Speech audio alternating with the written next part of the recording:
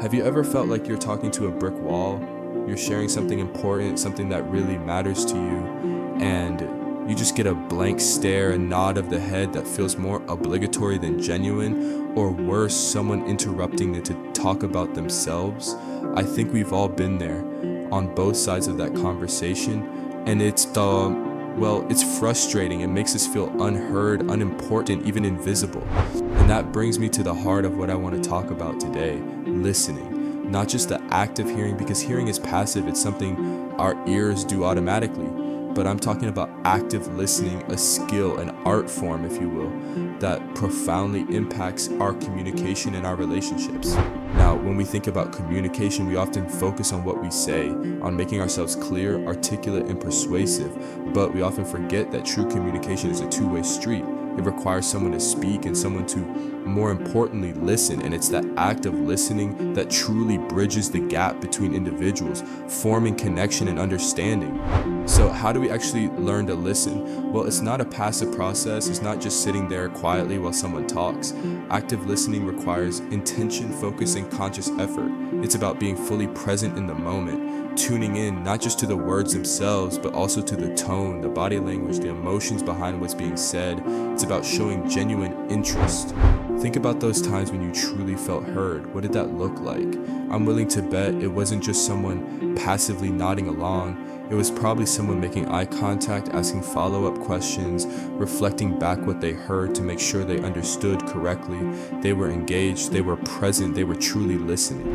One of the biggest hurdles to truly listening is our tendency to formulate our responses while someone else is still talking. Our minds are already racing ahead, rehearsing our brilliant comeback, our witty anecdote, or our solutions to their problems. And in that process, we completely miss what the other person is actually trying to say. It's like we're listening just to find a gap where we can jump in and talk about ourselves, and oftentimes this is subconscious. So one of the first steps in becoming a better listener is consciously trying to silence that inner monologue, that constant chatter in our brains, and really focus on the speaker.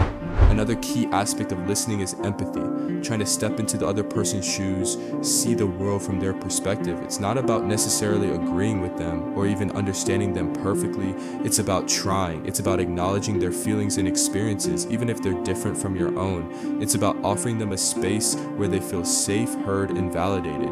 And when you create that space for them, they are much more likely to be receptive to your ideas as well.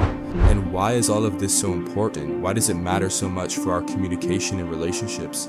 Because in a world that's becoming increasingly fragmented, in a world where it feels like everyone is shouting and no one is listening, true active listening can make all the difference. It's the foundation of effective communication, the glue that holds relationships together. It allows us to understand different points of view, to learn and grow from each other, and to connect on a deeper level. When we truly listen, we build trust, we create empathy, and we strengthen the bonds between ourselves and others. And it's not just about listening to what's said, but also what's not said, the subtext.